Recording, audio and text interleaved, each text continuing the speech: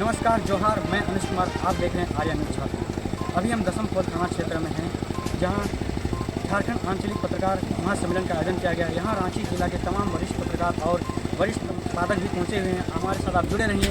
आइए हम आपको दिखाएंगे पूरा कवरेज प्रोग्राम का। अतिथियों का फिर एक बार मैं स्वागत करता हूँ। पंकज आर्या, विशेष ज़्यादा अनुभव नहीं है पत्रकारिता का, लेकिन अनुभव राजनीति का है। पिछले 15 साल से मैं राजनीतिक क्षेत्र में था, एक जिला का नेतृत्व करने का भी मिला, एक बड़े राजनीतिक दल में भी थे और सरकार में भी रहे। लेकिन जब तक हम राजनीतिक पार्टी का नेतृत्व करते थे, उतना सम्मान और उतना प्यार नहीं मिलता था जो आज मुझे महसूस हो रहा है, आज जो मुझे मिल रहा है। आज बिरसा की इस माटी में आप सभी के बीच अपने आप को बहुत गौरवान्वित महसूस कर रहा हूँ। और मैं बताना चाहूँगा कि बहुत बड़े बड़े मंच में मैंने मंच साझा किया, मंचों में रहे, बहुत सारे वक्ताओं को सुने, बहुत सारे नेताओं को सुने, लेकिन सिर्फ तालियां बजती थी और तालियां बजने के बाद सिर्फ गालियां मिलती थी। लेकिन आज का ये दौर और आज के इस विशेष महासम्मेलन में आप सभी को इतने मंत्रमुग्ध तरीके से, इतने शांत तरीके से सुनते हुए और वाक्पटुता और आप लोगों की बातों में जो कशिश मैंने देखी, शायद आज तक नहीं देखा है। इस बात को लेकर आज मैं गौरवान्वित महसूस करता हूँ। पिछले लॉकडाउन से महज 1.5 वर्ष से मैं पत्रकारिता कर रहा हूँ। अपना खुद का एक चैनल बनाया है मैंने यूट्यूब पे, आर्या न्यूज झारखंड। अब तक 30,000 फॉलोअर्स मेरे हो चुके हैं। और मैं आपको ये बताना चाहूंगा कि पिछले 2 महीने से मैं अड़की से, दैनिक जागरण से भी लिख रहा हूँ और इसके साथ ही साथ प्रभात मंत्र तमाड़ से लिख रहा हूँ। आज इस महासम्मेलन को लेकर लगातार दीपक भैया का हम लोगों को मार्गदर्शन मिलता रहा। और पिछले 3 दिन में, जब ये दुर्गम जगह है, ये दसमखोल, शाम के बाद यहाँ पे अंधेरा छाने के बाद कोई भी नहीं रहता, ऐसे में पिछले 3 दिनों से इनके दिशा निर्देश पे, इनके मार्गदर्शन पे जिस तरह से हम लोगों ने तैयारियां की है, यहाँ तक कि इवन हम लोग ये बताएं कि एक एक पेड़ में हम लोग पोस्टर खुद ही साटे हैं। तो ये चीज दीपक भैया का काफी अच्छा लगता है कि वो अपने रोल को बड़े अच्छे तरीके से निभाते हैं। साथ ही साथ वो ये नहीं समझते हैं कि आज मैं झारखंड आंचलिक पत्रकार संघ का महासचिव हूँ और आप मेरे से छोटे हैं। ये हम लोगों को साथ गाड़ी में लेके घूमते हैं, तमाम चीजों का दिशा निर्देश देते हैं और काफी अच्छा लगता है। और इस बीच में हमें, जब हमारे एक पत्रकार भाई की हत्या हो गई थी, उस दौरान हम लोग आंदोलनरत थे। उस दौरान मुझे प्रेस क्लब जाने का सौभाग्य भी प्राप्त हुआ। वहाँ हमने प्रेस क्लब के अध्यक्ष राजेश सिंह से भी मुलाकात की, उनकी इंटरव्यू भी ली। काफी अच्छा इंटरव्यू भी रहा, काफी अच्छा लगा। और लगातार मैं आप लोगों के आशीर्वाद से और आगे बढ़ना चाहता हूं। बस इन्हीं शब्दों के साथ मैं अपना वाणी विराम करता हूं। हमारे बीच शशि पांडे भैया है, आपसे आग्रह करेंगे, सामने कष्ट करेंगे। धन्यवाद दीपक जी। आंचलिक पत्रकार के जितने हमारे साथी मित्र आए हुए हैं,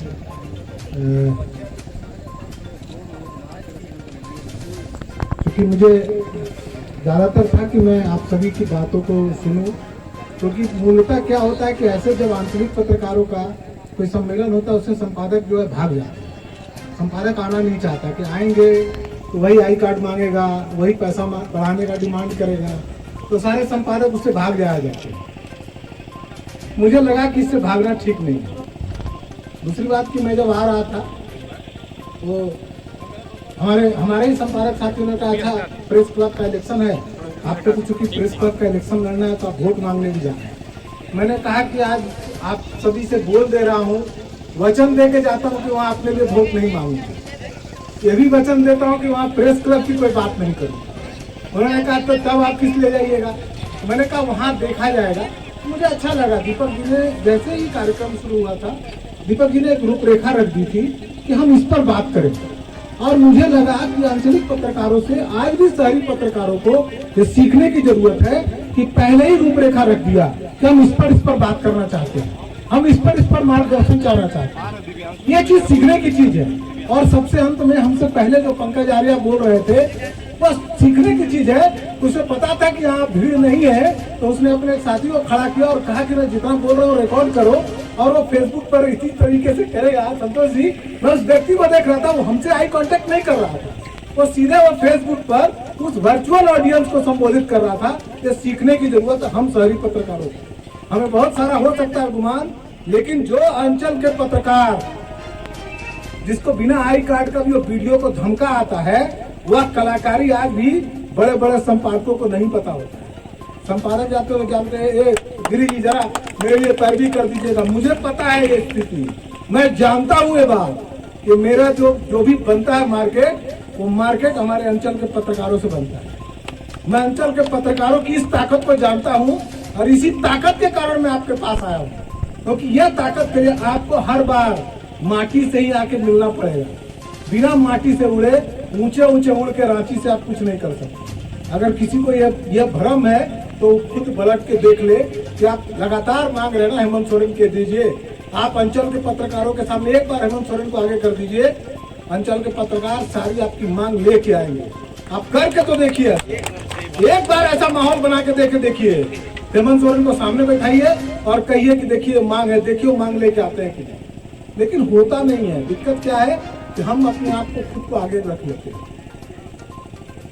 हमेशा आगे रख लेते हैं। ये हमें अंचल के पत्रकार, हम बार हम बड़ा है यहाँ इस मंच पे जो बैठा ना, तो सब हम ही लोग को ज्ञान दे रहा है कि यूनिटी हो जाएगी, यूनाइट हो जाएगी। अरे किसको ज्ञान दे रहे भाई, हम तो यूनाइट है। आंचलिक पत्रकार संघ इतना बड़ा यूनाइट है, उसके बैनर तले हम आए हैं। हम आपको ज्ञान कैसे दे सकते हैं कि आप यूनाइट हो जाइए। यूनाइट होने का ज्ञान हमारे लिए है बेसिकली, जो रांची में अलग अलग बिल बना के रहते हैं, उनके लिए सीखने की जरूरत है। मुझे लगता है कि हम आपके लिए हम बोले कि आंचलिक पत्रकार यूनाइट हो जाए, आपकी यूनिटी तो गजब की है। ऐसा कोई भी मैं देख रहा हूँ, जितने जगह कोने कोने से लोग आए हुए, हर अखबार के लोग आए हुए हैं। रांची में एक अखबार का आदमी दूसरे अखबार में नहीं जाता है, अगर है तो बता दीजिए मुझे छोड़ के। मैं हर अखबार में जाता हूँ, लगातार जाता हूँ, कोशिश करता, लोग भाग जाते हैं ऐसे, बोले मत मिलो यार, पता नहीं क्या वोट मांगने आ जाएगा, क्या आ जाएगा। लेकिन मैं जाता हूँ, ये बैरियर तोड़ने की कोशिश कर रहा हूँ, क्योंकि मैं अंचल से आता हूँ। ये बैरियर इसलिए तोड़ता हूँ क्योंकि मुझे पता है कि मैं इसी माटी से आता हूँ। ये बैरियर जब तक टूटेगा नहीं, इसीलिए मुझे यूनाइट होने का कोई ज्ञान आपको देना नहीं है, ऊपर उल्टे यूनाइट होने का ज्ञान आपसे आपको ले जाना है कि हम ये ज्ञान, यूनाइट होने का ज्ञान यहाँ से ले जाके रांची में लोगों को, शहर के लोगों को बता दे कि ऐसी यूनाइटेड होना चाहिए, ऐसी यूनिटी होनी चाहिए, तो हम ये कर सकते हैं। ये जरूरत है। दीपक जी ने चूंकि कार्यक्रम की शुरुआत में कहा कि हमें बताइए कि हम कैसे आगे बढ़े। आनंद जी हमारे मित्र हैं, प्रमोद जी हैं, वर्मा जी से सारे लोग बता रहे थे। मैं कहूँगा कि आंचलिक पत्रकार संघ की ओर से जितने भी संपादक हैं उनको आप ज्ञापन दीजिए कि भैया आई कार्ड के बिना आप किस लिए काम कराते हैं। बिल्कुल दीजिए, मैं आपके साथ रहूंगा। आप उनको दीजिए, आप उनको बताइए कि हमारी भी परेशानी को सुनने की कोशिश कीजिए। आंचलिक पत्रकारों को मैंने देखा है, मेरे सारे अंचल के पत्रकार हैं, पिछले 29 महीने मेरे हो चुके हैं। 29 महीना में हमने कोशिश की। पहले क्या होता था, मैं अपने पूर्व संपादक की वो नहीं कर रहा हूँ, आलोचना नहीं कर रहा हूँ, लेकिन मैं होता क्या था कि संपादक वहां बैठे हुए थे, हाँ जी आज आ जाओ जी, कल आ जाओ जी। हमने 29 महीना में लगता है 29 बार भी नहीं बुलाया होगा। कभी ऐसी कोशिश नहीं की होगी कि एक दिन खबर छूटी, हाँ जी तुम नौकरी छोड़ दो जी, हटा दिया तुमको। मैंने कहा इस तरह की बातें नहीं होंगी, कतई नहीं होंगी। आंचलिक पत्रकारों को यह बात लिखित देना चाहिए कि आप ऐसे कभी मत कीजिए। कोई आरोप लगा दिया, कोई आके बोल दिया कि आपका अंचल का पत्रकार तो फलाना करता है, गिराना करता, पता चला अंचल का पत्रकार दूसरा दिन बोला मत कीजिए, आप मत कीजिए, डेडलाइन बंद। मैंने कहा ये कैसे चलता है अखबार में इस तरीके से, ऐसे असंगठित। दीपक जी बता रहे थे कि भाई बहुत बड़ा इन लोगों ने आंदोलन कर दिया पुलिस के खिलाफ। अभी अखबार के खिलाफ ही आंदोलन कीजिए दीपक जी, मैं आपको आमंत्रित करता हूँ कि अखबारों के खिलाफ भी तो बोलिए। आपका संपादक है बैठा, आप मेरे खिलाफ बोलिए तो सही, बताइए कि आप हम लोग का शोषण करते हैं, निश्चित बताइए। आप बताइएगा नहीं और आप सोचिएगा कि चीजें ठीक हो जाएंगी, मुझे नहीं लगता ठीक होगी। निश्चित खुल के लिखित दीजिए, ज्ञापन में एक एक पंक्तियों को लिख के दीजिए कि भाई ये चीजें हैं, इन पर हमको ठीक कराना है, ये चीजें ठीक करा दीजिए। बहुत अच्छी बात भी है, मेरे मन में भी दिमाग आता है। हम वर्क करते हैं इस अखबार के लिए और इंश्योरेंस मांगने जाते हैं हेमंत सोरेन के पास। ये भी अजब खेल है, बहुत सारा अजब खेल है। ये खेल होता रहेगा, क्यों? क्योंकि जिसके लिए आप वर्क करते हैं उससे आपको मांगना पड़ेगा कि आप उसके लिए भी तो कुछ दीजिए। हम उससे नहीं मांग रहे थर्ड पार्टी से। तो थर्ड पार्टी इतना बुर्बक बैठा हुआ है कि आपको लग रहा है कि वर्क कीजिएगा आवाज के लिए, आप वर्क कीजिएगा प्रातः आवाज के लिए और वहां से आपको पहले इंश्योरेंस दे देगा। आपको अपनी कंपनी आपको बोल रही है कि नहीं है, रिकॉग्नाइज करती है कि नहीं। अभी एक इटकी में घटना हो गई थी, घटना हो गई, एक पत्रकार को हवालात में बंद कर दिया। पता चला कि जिस अखबार के लिए करता उस अखबार में खबर ही नहीं है। मैं घोर आश्चर्य, मैंने संपादक को पूछा कि भैया ये क्या हो गया? पिटकी में खबर थी, आपके यहाँ का संवाददाता आपका नाम नहीं लिखे, क्यों ऐसा है? मेरे आने से पहले मेरे अखबार में भी यही हालात था। हम लिखना ही नहीं, मेरा मैनेजमेंट कभी इससे मना नहीं करता कि आपको अखबार को रिकॉग्नाइज मत कीजिए। हम लोगों ने आने के बाद अखिलेश जी बता रहे थे, एक हम सबसे एग्रीमेंट कराते थे। आप सभी मेरे अखबार के भी साथी बैठे हैं, मैंने एग्रीमेंट कराना बंद कर दिया। किसी ने कराया अभी एग्रीमेंट? पिछले 29 में हमने कहा एग्रीमेंट बंद। इस तरह का एग्रीमेंट बिल्कुल नहीं चाहिए। ये जिससे हम बोल दे कि भाई किसानी करता है, परचून का दुकान चलाता है, ऐसा हमको कोई एग्रीमेंट नहीं कराना है। ये हम ही अपने खिलाफ इस्तेमाल होते हैं, द्रोह होता है। मुझे लगता है मैनेजमेंट से ज्यादा वो संपादक दोषी होता है जो आपके अधिकारों को हनन कर देता है। पहला हनन कर देता है, पहला अधिकारों पर कब्जा वो संपादक कर देता है। आपके अधिकारों को आपको बोलता है कि फ्री में काम करो यार। मैनेजमेंट फ्री में वर्क के लिए वो अगर रुपये कर रही है तो कैसे कर सकती है कि फ्री में काम कीजिए? ये नहीं हो सकता। ये चीजों को बदलने की आवश्यकता है और आंचलिक पत्रकार संघ की एकता अगर आगे बढ़ानी है तो दीपक जी मेरा अनुरोध है कि इन सभी चीजों को लिखित कीजिए, एक पूरा बकायदे मेमोरेंडम बनाइए और बार बार संपादकों को दीजिए। आप अकेले दिन हो सकता देने में संपादक खड़का देगा। आप लोग अलग से जाइएगा, एक साथ जाइएगा 25 आदमी, पहले संपादकों से डिमांड शुरू कीजिए कि आप करिए भाई इन सारी चीजों को। ये बिल्कुल बताइए, ये बिल्कुल बिना बताए नहीं हो सकता। और देखिए मैं उस तरीके से रात के अंधेरे में बात नहीं करना चाहता और नहीं बोलना चाहता कि रिकॉर्डिंग बंद कर लो, मेरा मैनेजमेंट सुन लेगा तो हटा देगा। मैं चाहता हूं कि एलामिया कि अगर मैनेजमेंट मुझे पसंद करता है, केवल मेरे वर्क को पसंद करता है, तो मेरे साथियों को भी पसंद करे। मेरे साथियों को परेशान अगर करेगा तो ऐसे मैनेजमेंट के साथ मैं कैसे रह सकता हूँ? ऐसा हो सकता है क्या? ये इसके बिना नहीं हो सकता, इसको बदलना पड़ेगा। साथियों को मुझे पता है यहाँ पत्रकारों की मैंने अखबारों में खबरें नहीं छपती है, आज भी नहीं छपती हैं। एक बार मैंने प्रेस क्लब के ग्रुप में पूछा था कि भाई प्रेस क्लब इतना बड़ा है, मैं वचनबद्ध था लेकिन मैं क्योंकि इसमें था, प्रेस क्लब इतना बड़ा है, अखबारों में न्यूज नहीं, प्रेस क्लब की खबरें नहीं। अरे यहाँ आके हम भाषण दे, प्रेस क्लब को मजबूत बना दीजिए, प्रेस क्लब को फलाना कर दीजिए। अरे क्या प्रेस क्लब को कर दीजिए? आपके एडिटर्स उसमें हैं, एडिटर्स को बोलिए भैया प्रेस क्लब का खबर भी नहीं छापे आप।